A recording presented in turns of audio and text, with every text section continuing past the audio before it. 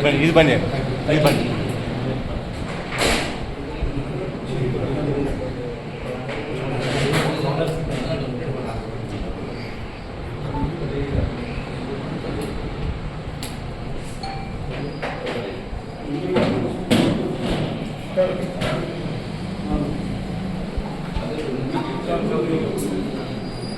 నిన్న సర్వాయి పాపన్న గారి విగ్రహ ఆవిష్కరణ సందర్భంగా రేవంత్ రెడ్డి గారు సామాజిక న్యాయం గురించి మాట్లాడటం ఆశ్చర్యం కలిగిస్తుంది.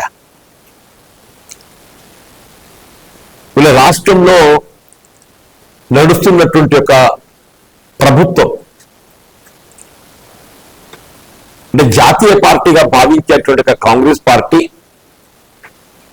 ఈరోజు ఏదైతుందో it has become private limited company. It has become private limited company owned by chairman and managing director Yellamula Revanth Reddy. Owned by chairman and managing director Yellamula Revanth Reddy. Directors ఏదైతున్నదో Yellamula Tirupati Reddy,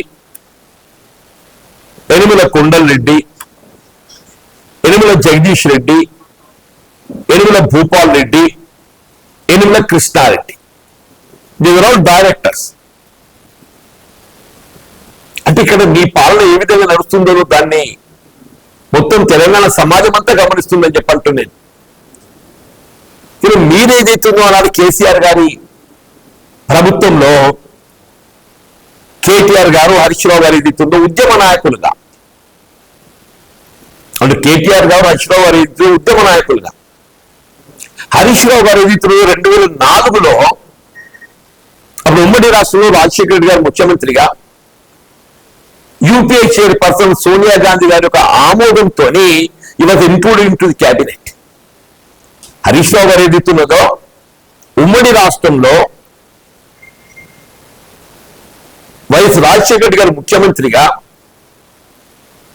అప్పుడు సోనియా గాంధీ గారు UPA chairperson, వారి సూచన మేరకు వారి ఆమోదంతో ఏదైతుందో హరీష్ రావు గారు was taken in to the cabinet.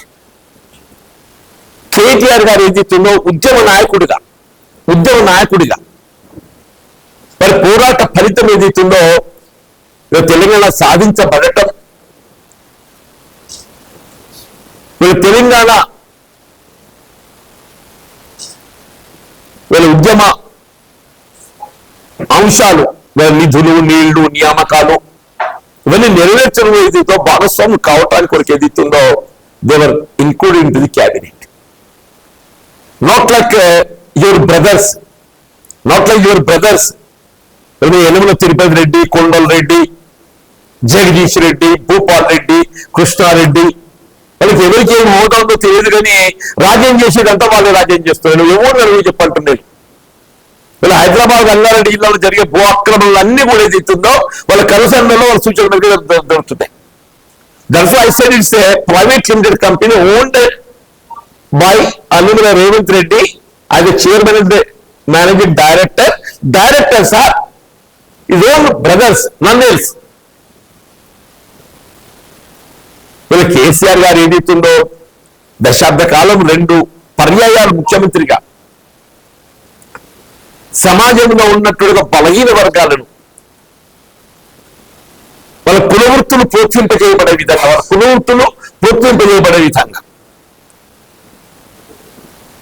ప్రోత్సహిస్తూ ఒకవైపు, ఇంకోవైపు ఇంతో విద్యా అవకాశాలు, భవిష్యత్తు నిర్మాణం కొరకు వారు కల్పిస్తే నిన్న రేవంత్ రెడ్డి గారు ఆయన మాట్లాడుతుంటే గొర్రెలు ఇచ్చిండ్రు, బర్రెలు ఇచ్చిండ్రు, ఆయన కులవృత్తితో ప్రోత్సహించిన వాళ్ళు యాదవులు గొర్రెల కుర్మలే, గొర్రెల కాపర్లు అని చెప్పంటున్నాను. వాళ్ళ జీవనాధారం ఏదైతుందో గొర్రెల కాపర్లు వాళ్ళు. ఆ కుటుంబ పోషణ దాంట్లో ఆధారపడి ఉందని చెప్పంటున్నాను. ప్రతి కుటుంబానికి ఏదైతుందో 20 గొర్రెలు, 5 పొట్టేళ్ళు, 1,25,000 as a unit. 1,25,000 as a unit కల్పిస్తే నువ్వేం చేస్తున్నావే? దాన్ని కనుమరుగు చేసినాం.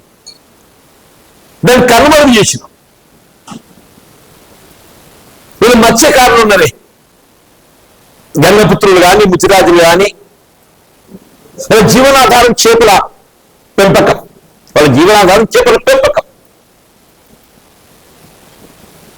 సమయానుగుణంగా ఏదైతుందో చేపనారు విత్తనం పంపిణీ చేసి వారి వృత్తి ప్రోత్సహింపజేయబడే విధంగా కార్యక్రమం అమలు చేస్తే వాళ్ళు ఏమైందా, లాస్ట్ ఇయర్ స్టిల్ నాకు ఇప్పటికీ గుర్తుందా, మన జిల్లాలోనే 700 పైచిలకు చెరువులు కుంటలు ఉంటే కనీసం 250 చెరువులు కుంటలు కూడా చేపనారు వేయలేదా? ఇంటిగ్రేటెడ్ రెసిడెన్షియల్ స్కూల్ నాకు ఇదే కొత్తది ఇంకా చెప్పంటున్నా. One must know what is integrated residential school. Integrated residential school అనేది ఏదైతుందో అది నూతన పాఠశాల విద్యా విధానం కాదు. ఇట్స్ ఓన్లీ భవనం. ఆన్ గోయింగ్ స్కూల్స్ ఏదైతున్నదో భవనం వసతి సౌకర్యాలు ఏర్పాటు చేయటం. అందరూ ఏమనుకుంటున్నంటే ఇంటిగ్రేటెడ్ రెసిడెన్షియల్ స్కూల్ అనే వరకల్లా మా ఊరు కొత్త పెద్ద పడద్దు 2000 ఈ కొత్త చేరికి ఉండదు, ఓన్లీ భవనం. ఇతర ప్రాంతాల్లో నిర్వహింపబడుతున్నటువంటి బీసీ రెసిడెన్షియల్ స్కూల్సే కానీ మైనారిటీ రెసిడెన్షియల్ స్కూల్సే కానీ ఏదైతుందో అవి ఇక్కడికి తరలించి ఈ వాట్ మేక్ ఇట్ ఇంటిగ్రేటెడ్. అంటే కొత్త విద్యా పాఠశాల ఆరంభం కాదు. నువ్వు చేయలే, నీకు నిజంగానే ఆలోచన ఉంటే యూ ఇనిషియేట్.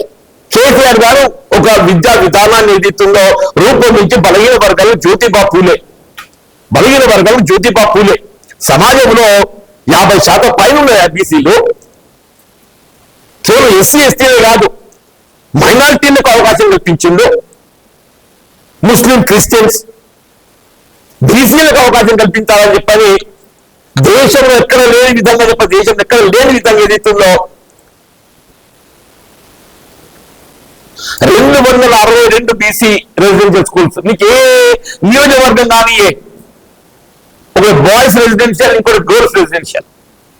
ఒకటి బాయ్స్ రెసిడెన్షియల్, ఇంకోటి girls residential. In which more than 75% seats are reserved for BCs. In which more than 75% seats are reserved for BC. Rest 25 లో మళ్ళీ ఎస్సీ కానీ, ఎస్టీ కానీ, ఓసీ కానీ. అంటే కాన్సెప్ట్ ఏదైతుందో బీసీ బలహీన వర్గాలకు ఏదైతే ప్రత్యేకంగా విద్యా సదుపాయాలు కల్పించాలన్నటువంటి ఒక భావనతోని సంకల్పంతో బీసీ రెసిడెన్షియల్ స్కూల్స్ ఏర్పాటు చేస్తే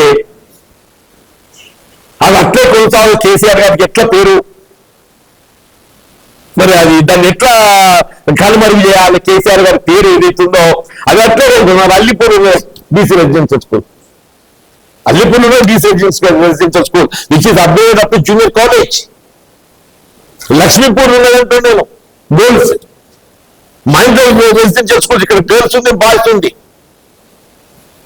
మీ ఇంటిగ్రేటెడ్ రెసిడెన్షియల్ స్కూల్ ఏదైతుందో నువ్వు ఒక నూతన ఒక విద్యా విధానం ఆరంభింపజే, న్యూ అడ్మిషన్ టేకప్ చేయి.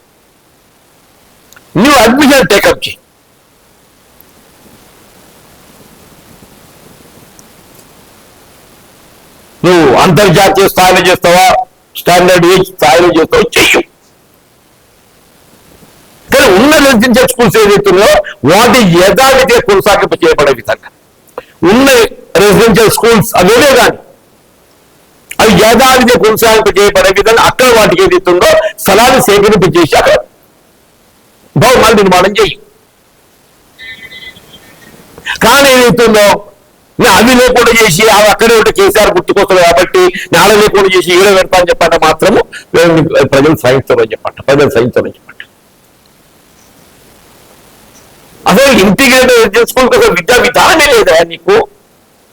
అదేదో ప్రకటించిన విద్యా విధానం ఏందో.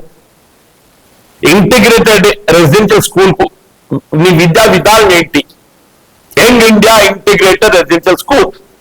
Young India integrated residential school. అది కేవలం నీ కాంట్రాక్టర్లకు సొమ్ము దూచిపెట్టడానికి కొరకైనా, నీ కమిషన్ల భాగవతం కొరకైనా,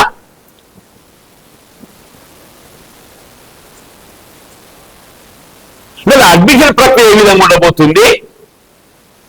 ఇప్పుడు కేంద్రీయ విద్యాలయం మనం ఒకటి ఆరంభించింది ఇక్కడ. Procedure of admission, they have got their own procedure of admission, they have got their own procedure of teaching. కేంద్రీయ విద్యాలయం నీకైతే నీకు ఆ చేరికతో విద్యా విధానం అనేది ఉండాలి కదా. అది ఏమి లేక అవన్నీ పట్టుక చేయడం పెట్టేస్తానంటే కలగూరు తప్ప చెప్తానని చెప్పానంటే ఇవాళ ఇప్పటికే ఏదైతే సమాజం తప్పకుండా ఏదైతుందో వాస్తవాన్ని గ్రహిస్తారు. ఇలా బలహీన వర్గాలకు ఏదైతుందో ఇలా కేసీఆర్ గారు ఇలా తెలంగాణ రాష్ట్రం ఏర్పాటు కాబడటంతో ఏ వర్గమనే కాదు, దళితులు ఇలా ఎస్టీలకు 6% ఉన్న రిజర్వేషన్ 10% చేసిందే. గిరిజనులకు ఏదైతుందో 6% reservation 10% over and above 50%, which is over and above 50%, it has come to 54%. మీరు ఇచ్చే 4% అదనంగా ఏదైతున్నదో ఇప్పుడు ఏదైతే ఆ 50% సుప్రీంకోర్టు క్యాప్ అన్నదో దాన్ని మించి 4% అదనంగా అమలు చేస్తుంది ఎస్టీలకు. దట్ ఈస్ ది కేసీఆర్ గారి యొక్క ఆలోచన విధానమే.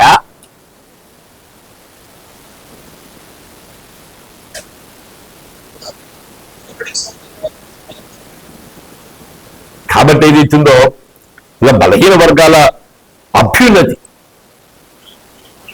ఒకటే కులవృత్తుల ప్రోత్సాహం అనేది ఏదైతుందో ప్రస్తుత జీవన విధానం లోపల కులవృత్తులు అనేది అది ప్రధానమని చెప్పట్టున్నా. అది ఆ కులవృత్తులతోనే జీవనం కొనసాగుతుంది.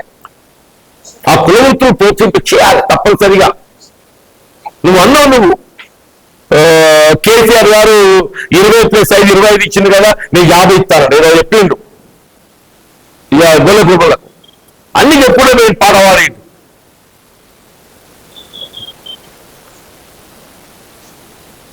ముఖ్యంగా విద్యా విధానానికి సంబంధించి ఏదైతున్నదో మీరు ప్రస్తుతం కొనసాగుతున్న రెసిడెన్షియల్ స్కూల్స్ వాటికి ఎక్కడికెక్కడ సొంత భవనాలు ఏర్పాటు చేయండి. ఆ ప్రాంతంలో కూడా అభివృద్ధి రావాలి. ఆ ప్రాంతంలో కూడా అభివృద్ధి రావాలి. అవి ఎక్కడైతే కొనసాగుతున్నాయో అక్కడ కూడా అభివృద్ధి రావాలి. ఒకరికి తరలించి ఏదైతుందో నేను కేంద్రీకృతం చేసి ఎక్కడి నుంచి చేస్తే ఒకటే కాదని చెప్పారంటే ఎక్కడైతే ఇప్పుడు ప్రస్తుతం కొనసాగుతున్నాయో అక్కడ లోటు కనబడుతుంది. నువ్వు అక్కడికి వాడిని తరలించదలుచుకున్నావో అక్కడ లోటు కనబడుతుంది.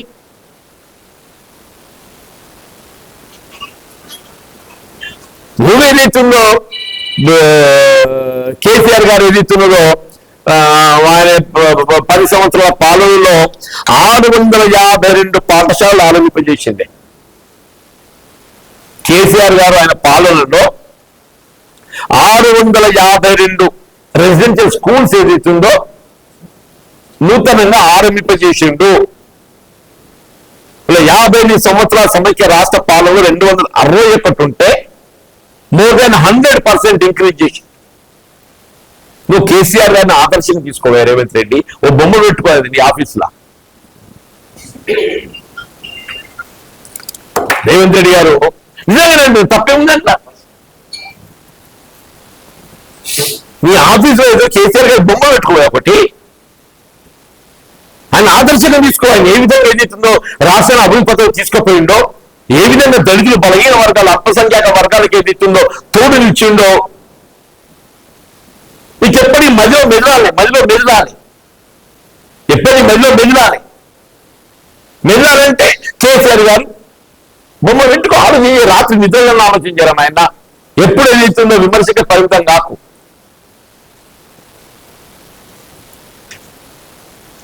Thank you. ఈ